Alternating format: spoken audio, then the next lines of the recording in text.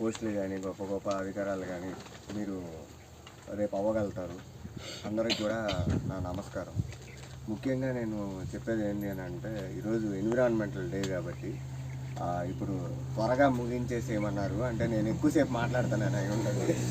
Maybe environment, పర్యావరణం అంటే మీ అందరికి నేను చెప్పలే. ఏంటంటే పర్యావరణం అని అందరికీ తెలిసిందే. ఇప్పుడు దాకా సార్ వాళ్ళు, మేడం వాళ్ళు అందరూ చెప్పారు. నేను మళ్ళీ కొత్తగా చెప్పేది ఏం లేదు. సింపుల్గా చెప్పాలి అని అంటే, మనం అందరం ఎక్కడి నుంచి వచ్చామో తెలుసా? H2O అంటే తెలుసా? చెప్పండి, నేను క్లాస్ చెప్పట్లా. H2O అంటే ఏంటి? ఇంటరాక్ట్ అవ్వండి పిల్లలు. మీరు ఇంటరాక్ట్ అయితేనే కదా ఇంక మేము ఎందుకు చెప్పేది. H2O అంటే ఏంటి చెప్పండి. తెలీదా మీకు? వాటర్తో. మీ పేరేంటి? ప్రహ్లాద్ రెడ్డి కరెక్ట్గా చెప్పాడు. మీకు అందరికి ఎవరికి తెలియదు అన్నట్టే. ఇంకా సో వాటర్ ఈజ్ లైఫ్. ఎంతమంది నమ్ముతారు చెప్పండి? Water is life, life is water. So మన ఒంట్లో ఎంత శాతం వాటర్ ఉంది? మోర్ దాన్ 70-80% దగ్గరే ఉంది వాటర్. సో ఈ వాటర్ని ఈరోజు మాచర్లలో కొన్ని దగ్గర వాటర్ పడుతుంది, కొన్ని దగ్గర వాటర్ పడట్లా. Is it right? ఎందువల్ల చెప్పండి? మొక్కలు ఎక్కువ ఉండే దగ్గర వాటర్ ఉంటుందా ఉండదా? ఎన్విరాన్మెంట్ బాగుంటుందా బాగుంటుందా? మరి అలాంటప్పుడు ఆ మొక్కల్ని పెంచడం మన డ్యూటీయే కదా. మనం అందరం ఎక్కడి నుంచి వచ్చాం? ఫస్ట్ ఈ బిల్డింగ్స్, ఈ అపార్ట్మెంట్లు ఇవన్నీ ఉన్నాయా? ఫస్ట్ లేవు కదా. మరి ఎక్కడి నుండి వచ్చినాయి ఇవన్నీ? మనమే కదా కట్టుకుంది. మరి అలాంటి ఇప్పుడు నేచర్ నుంచి మనం దూరంగా జరిగి వచ్చేసినట్టేగా. ఇంతకుముందు మీ తాత పేరు ఎవరికైనా తెలుసా? తాత పేరు తెలియదా? వాళ్ళ నాన్న పేరు తెలియదు కదా. అంటే మీకు ఎంతవరకు తెలుసు? మీ నాన్న వాళ్ళ నాన్న వరకే. వాళ్ళ నాన్న ఎవరు, ఆయన ఏం చేసేవాడు, వాళ్ళ నాయన ఎవరు, ఆయన ఏం చేసేవాడు. సో ఇదంతా మీకు తెలియదు, అవునా కదా? So this is called history. అది ఎందుకు తెలుసుకోవాలి అని అంటే, మన కల్చర్ ఏంటి, మన సివిలైజేషన్ ఏంటి, ఇవన్నీ తెలియాలి అని అంటే ఖచ్చితంగా తెలుసుకోవాలి. ఈ ఎన్విరాన్మెంట్ డే రోజు ఎందుకు చెప్తున్నాను అని అంటే, ఇప్పుడు ప్రపంచం అంతా కూడా ఇప్పుడు నెంబర్ 1 కంట్రీ ఏది చెప్పండి? వరల్డ్లో టాప్ 1 అందే. అంటే నీకు దేశభక్తి ఎక్కువ అంటే ర్యాంకింగ్. సో ఈరోజు డెవలప్మెంట్ని ఎలా స్కేల్ చేస్తారు చెప్పండి. మాట్లాడాలా? నేను ఎందుకు ఆపేసేదా? హైట్ అయినా రాగానే ఏదో ఒకటి చెప్పండి. చెప్పండి. అబ్బాయి అట్ట గమ్ముండమన్నారా? మిమ్మల్ని మాట్లాడద్దు అన్నారా? డెవలప్మెంట్ని దేన్ని బేస్ చేసుకొని చెప్తారు? ఎస్, ఎకానమీని బేస్ చేసుకొని చెప్తున్నారు. రైట్.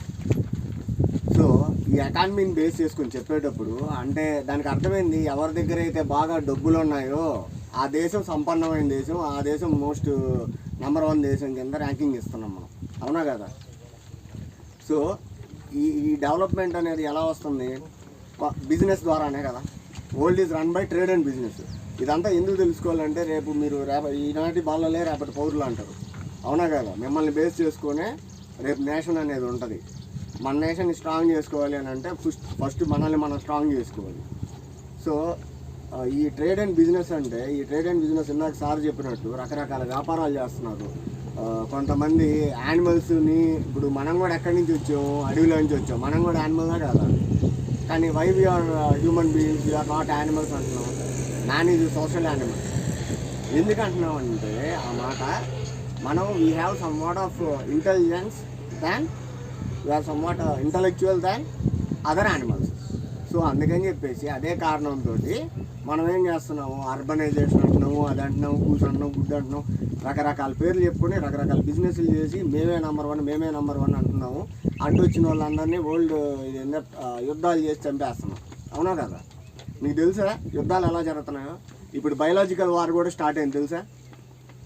మొన్న కోవిడ్ వచ్చింది, ఎంతమందికి తెలుసు? అది న్యాచురల్గా వచ్చిందా లేకపోతే ఎవరైనా దాన్ని ఒక బయోలాజికల్ వెపన్గా యూజ్ చేశారో తెలుసా మీకు? సో ఇవన్నీ ఎందుకు తెలుసుకోవాలి? మాకు ఏంది, మేము స్కూల్కి వెళ్తున్నాము, మేము వస్తున్నాము, ఏదో అయిపోతుందని కాదు, అన్నీ తెలిసి పెట్టుకోవాలా. తెలిసి పెట్టుకుంటేనే how we have to become అనేది తెలుస్తుంది. ఎందుకు అని అంటే ఇదంతా కూడా ఒక పాయింట్ అన్నమాట. సో ఇంకోటి, మన దేశం గురించి నేను ఎందుకు చెప్తున్నాను అని అంటే, మన దేశము ఇంతవరకు ఏ దేశం మీద యుద్ధం ప్రకటించాల మన దేశం. తెలుసా ఆ విషయం? తెలుసా తెలియదా? అట్ట మోత సైకిల్ చేయకూడదు, మాట్లాడాలా. తెలుసా? మరి శాంతియుతంగా మన దేశం నంబర్ 1 కదా. మరి అందుకని చెప్పి మన ఇండియాని పవర్ఫుల్ నేషన్గా తయారు చేస్తే ప్రపంచం మొత్తం కూడా మంచి జరగదు, శాంతి స్థాపన జరుగుతుంది. అందుకని ఇంకోటి ఏంటంటే, పర్యావరణాన్ని రక్షించుకోవడము అని అంటే అది మన చేతిలో ఉండే పాయింటా కదా. సో నేచర్, పర్యావరణం అంటే నేచరేగా, అవునా కదా? Environment, nature is the teacher of every creature, అవునా కదా? సో మీకు ఏంది అని అంటే, ఇంకోటి మేడం గారు ఎందాక చెప్పారు ప్లాస్టిక్ వాడకాన్ని తగ్గించాలి అని. ఇప్పుడు నేను ఎందుకు తాత ముత్తాతల దాకా వెళ్ళి చెప్పానంటే, మీకు మన దేశంలో ఇంతకుముందు మీ తాతకు షుగర్ ఉండిందా? మీ తాత వాళ్ళ నాన్నకి అట్లా మీ తాతకు షుగర్ ఉండిందా? లేదు కదా. ఇప్పుడు రీసెంట్గా వచ్చిందే కదా షుగర్, అవునా కదా? ఇప్పుడు ప్రతి 100 మంది భారతీయుల దగ్గర 80% పైనే షుగర్ ఉంది, అవునా కదా? ఎందుకు అని అంటే, ఆ కాలంలో ఎందుకు లేదు అని అంటే లైఫ్ స్టైల్. వాళ్ళు సన్ రైజ్కి ముందే నిద్రలు వేసేవాళ్ళు, సన్సెట్కు అవ్వగానే నిద్రపోయేవాళ్ళు. మనము ట్యూబ్ లైట్లు, ఆ లైట్లు ఈ లైట్లు వేసుకొని టీవీలు, కంప్యూటర్లు ఇవన్నీ చూసి లైఫ్ స్టైల్ చేంజ్ అయిపోయింది. అందుకని ఏమవుతుంది, మళ్ళీ కాంపిటీషన్ వరల్డ్. ఏమో నాకు ఫస్ట్ ర్యాంక్ రాకపోతే, నాకు సెకండ్ ర్యాంక్ రాకపోతే ఇంకేముంది అది ఇది అని చెప్పేసి మనం ఏదో కష్టపడి చదువుతాము, కష్టపడి ఈ కంప్యూటర్లో అవి చూసుకొని టైం వేస్ట్ చేసుకొని హెల్త్ ప్రాబ్లమ్స్ తెచ్చుకుంటాం. అందుకని డయాబెటీస్ వచ్చింది. సో ఇంకోటి ఏంటంటే ఫుడ్, మనం తీసుకునే ఆహారం మెయిన్. ఎంతమంది పిజ్జాలు, బర్గర్లు ఇట్లాంటివి బాగా తినేవాళ్ళు ఉన్నారు? చాలామంది ఉన్నారు మీలో. పానీపూరీలు ఉన్నారు లేదా? అవన్నీ కూడా జంక్ ఫుడ్, న్యాచురల్ ఫుడ్ తీసుకోవాలా, సరేనా? ఇప్పుడు హెల్త్ ప్రాబ్లం వస్తుంది, అది క్లియర్ చేసుకోవడానికి ఎన్ని సంవత్సరాలు పడుతుంది? టైం పడుతుందా? చెడగొట్టుకోవడం అంత ఈజీ, హెల్త్ చాలా ఈజీ కదా. కాబట్టి ఈ హెల్త్ గురించి కూడా నేను ఎందుకు చెప్పానంటే, మన గతం గురించి కూడా ఎందుకు చెప్పానంటే, గతంలో మట్టి పాత్రలో వండుకునేవాళ్ళు, అవునా కదా? తెలుసా? ఫైర్ వుడ్తో వండుకునేవాళ్ళు, తెలుసా? ఇప్పుడు కరెంట్ స్టవ్ అని, ఆ స్టవ్ అని, ఈ స్టవ్ అన్నీ వచ్చినాయి.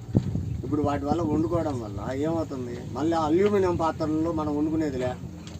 మనం ఏంది ఈ కంచు వస్తువులు, రాగి వస్తువులు ఇటువంటి వాటిలో వండుకునే వాళ్ళం మనం. ఇప్పుడు అల్యూమినియం వస్తువులు వాడడం వల్ల మీ ఇళ్ళల్లో అంతా అల్యూమినియం వాడుతున్నారా? వాడుతుంటల్లా ఏదో ఒకటి ఉంటుంది పాత్ర. అల్యూమినియం వాడడం వల్ల ఏమవుతుంది, దాని మీద ఒక లేయర్ ఫామ్ అవుతుంది. అది తినడం వల్ల నర్వస్ వీక్నెస్, హార్ట్ ప్రాబ్లమ్స్ కూడా వస్తాయి, హార్ట్ కంప్లైంట్స్ కూడా, తెలుసా? సో ఇది పిల్లలు వినడం కాదు, విన్నది మీరు పాటించాలా, అర్థమైందా? ఇంకోటి ఏంటి, మీరు అందరూ కూడా ఈ సోప్స్ యూజ్ చేస్తారా? అంటుల్లో ఉండేటప్పుడు సోప్ యూజ్ చేస్తారా? మరి ఆ సోపుల్లో ఇప్పుడు విమ్ లిక్విడ్ యూజ్ చేసే వాళ్ళు ఉన్నారా? విమ్ సోపులు తెలుసు కదా. ఆ సోపుతో ఒకసారి కడిగేసిన తర్వాత మళ్ళీ నీళ్ళు వస్తే మళ్ళీ నురుగు వస్తుందా లేదా? మరి మనం దానిలో తింటారా? దానిలో తింటే మరి కెమికల్లా కదా. సో అదొక మెయిన్ కంప్లైంట్. మరి అది అలా కాకుండా ఉండాలంటే ఏం చేయాలా చెప్పండి? సరే సార్, అది కెమికలే, భలే చెప్తున్నారు మీరు కెమికలేని. మరి ఆ కెమికల్ కాకుండా మేము ఎట్లా యూజ్ చేసుకోవాలో వేరేది ఏమనుకుంటే మీరు చెప్పండి, మీరు ఏమన్నా తయారు చేశారా అంటారు. మీరు ఏంటంటే గతంలో పల్లెటూరులో ఈ ఏందమ్మా చెప్పు, మట్టి కొండ లేదు, పాత్రలు తోమేది,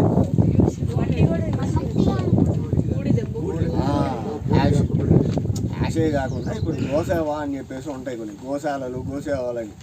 అక్కడ ఏంటి అని అంటే సంథింగ్ ఈ ఆవు పంచకము, ఆవు పిడకల ద్వారా తయారు చేసి ఉంటారు సోపులు. అవి తెచ్చి మీ ఇంట్లో మీ మదర్స్కి ఇవ్వండి, యూజ్ చేయమని, అర్థమైందా? దాని ద్వారా మీరు కెమికల్స్ని అవాయిడ్ చేసినట్టు ఉంటుంది. ఇంకోటి అల్యూమినియం పాత్రలో వండనీయవద్దు, ఓకేనా? అల్యూమినియం పాత్రలతో వండిస్తే నర్వస్ వీక్నెస్ వస్తుంది, ఇంకా ప్రాబ్లమ్స్ వస్తాయి. ఇంకా మీకు చెప్పాలంటే ప్రపంచ ఆరోగ్య సంస్థ ఎంతమంది తెలుసు? World health organization. ఇంకా సైలు వినేవాళ్ళు గొప్ప, చెప్పేవాళ్ళు గొప్ప చెప్పండి. చెప్పండి, వినేవాళ్ళు గొప్ప, చెప్పేవాళ్ళు గొప్ప చెప్పండి. చెప్పేవాళ్ళు ఏదైనా చెప్తాడు, వినేవాళ్ళు గొప్ప. అర్థమైందా? హీరింగ్కి లిసనింగ్కి చాలా తేడా ఉంది. హీరింగ్ అంటే వాడు ఏదో చెప్తున్నాడు, వాళ్ళు ఏదో మాట్లాడుతున్నారు ఏంటి తెలియడం వేరే, ఈ చెప్తున్నారు వినడం వేరే. అర్థమైందా? కాబట్టి not requesting you to hear my words. Listen, వినండి, విని ఇంటరాక్ట్ అవ్వండి. అది కాదు మీరు చెప్పేది తప్పు అయితే తప్పు అని చెప్పండి. ఓకేనా? ఇప్పుడు విషయం ఏంటంటే world health organization. World health organization అంటే ఏంది తెలుగులో చెప్పండి. గట్టిగా చెప్పాలా? మీరే అంత తీసుకుంటే ఇంకా మేము ఎంత తీసుకుంటారా? చెప్పాలి గట్టిగా. దానికి అంత స్లోగా చెప్పాను, వాయిస్ లేదా? చెప్పాలి, గట్టిగా చెప్పాలి. ప్రపంచ ఆరోగ్య సంస్థ పని ఏంటంటే ప్రపంచంలో అన్ని దేశాలు ఆరోగ్యకరంగా ఉన్నాయి, అన్ని దేశాలు ఆరోగ్యకరంగా లేవు అని చెప్పేసి వాళ్ళ పని అదే అనమాట. వాళ్ళు సర్వే చేస్తా మన ఇండియా మీద ఒక రిపోర్ట్ ఇచ్చారు. ఏమని రిపోర్ట్ ఇచ్చారంటే 2025 సంవత్సరం డిసెంబర్ కల్లా, 2025 సంవత్సరం ఎప్పుడు వస్తుంది? డిసెంబర్ కల్లా ప్రతి 100 మంది భారతీయుల్లో 87 మందికి క్యాన్సర్ వస్తుందంట. తెలుసా? సరే వస్తుంది, బాగానే చెప్పారు ప్రపంచ ఆరోగ్య సంస్థ. ఎందుకు వస్తుంది అని అడగాలి కదా, అవునా కదా? ఎందుకు అని అంటే మనము ఇందాక మేడం గారు చెప్పినట్టు ప్లాస్టిక్ వినియోగం ఎక్కువ. పాల ప్యాకెట్లు వాడే వాళ్ళు ఎంతమంది ఉన్నారు? ఉన్నారా? పాల ప్యాకెట్ల వినియోగం, ఇంకా కెమికల్స్. సో ఇవన్నీ కూడా తగ్గించాలి, అవునా కదా? సో క్యాన్సర్కి ముందు ఉందా, షుగర్కి ముందు ఉందా? అవి రెండు తెచ్చుకుంటే ఇంకేం చేయబడలే, షుగర్ ఫ్యాక్టరీ, క్యాన్సర్. కాబట్టి అది చేయడానికి ఇప్పుడు మనం నేచర్ నుంచి దూరంగా జరిగిపోతే ఏమవుతుంది? క్వాలిటీ తగ్గిపోద్ది లైఫ్లో, అవునా కదా? లైఫ్లో క్వాలిటీ తగ్గిపోతే మనలో బాడీలో రెసిస్టెన్స్ పవర్ తగ్గిపోద్ది. మొన్న కరోనా వచ్చినప్పుడు చాలామంది చచ్చిపోయి బలంగా ఉండేవాళ్ళు, డబ్బు ఉన్నోళ్ళు. ఎస్పీ బాలసుబ్రహ్మణ్యం తెలుసు కదా మీకు? చచ్చిపోయిల్లా? అతని దగ్గర డబ్బు లేదా? మరి ఎందుకు చచ్చిపోయాడు చెప్పండి? కరోనా వల్ల మనం నేర్చుకున్న లెసన్ ఏంటి చెప్పండి? గట్టిగా చెప్పాలా? అంటే మనిషి వాడికి వేస్తాడు, దానికి బాడీ రెస్పాండ్ అయితేనే పనికి వస్తాం, లేదంటే పనికిరాదు. అంటే మన బాడీ ఎప్పుడు హెల్తీగా ఉండాలా, బాగా స్ట్రాంగ్గా ఉండాలా, ఇన్నర్ నుంచి మనం అనేది ఇదనమాట. సో మీకు ఎందుకు చెప్తున్నాను ఆ మాట చెప్పండి? ఎన్విరాన్మెంట్ అంటే మన చుట్టూ ఉండేదే కాదు, మనలో ఉండేది కూడా. మన మైండ్ కూడా ఒక ఎన్విరాన్మెంటే, తెలుసా? అవునా కదా? మీ అందరు ఎవరి కళ్ళతో చూస్తున్నారు చెప్పండి? ఎవరి మైండ్తో ఆలోచిస్తున్నారు కదా? అది మీ ఎన్విరాన్మెంటే కదా? So with your own mind, with your own eyes, you are looking at the atmosphere. సరేనా? ఇప్పుడు మీ అందరికీ తెలిసి బయలాజికల్ వారు కూడా స్టార్ట్ అయిపోయింది, అవునా కదా? అవునా కదా? సరే, మీలో ఎంతమందికి ఏమేమి అవ్వాలని ఉంది? డిపార్ట్మెంట్ వారు నగరవనంలో నిర్వహించిన ఈ కార్యక్రమానికి వచ్చిన పెద్దలకి, పిల్లలకి అందరికీ కూడా ఫారెస్ట్ డిపార్ట్మెంట్ తరఫున థ్యాంక్స్ చెప్తున్నాను.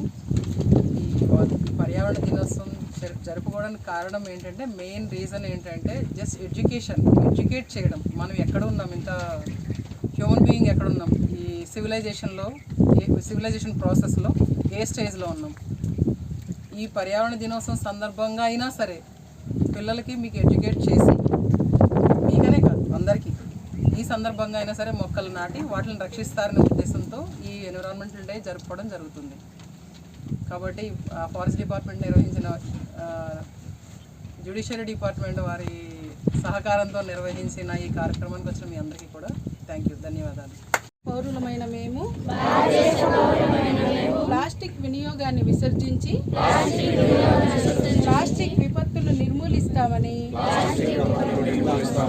ప్లాస్టిక్ కాలుష్యం నుంచి భూగోళాన్ని కాపాడి ప్లాస్టిక్ రహిత పర్యావరణ హిత సమాజాన్ని స్థాపిస్తామని ఇదే కర్తవ్యంగా భావించి కృషి చేస్తామని ప్రతిజ్ఞ చేస్తున్నాం.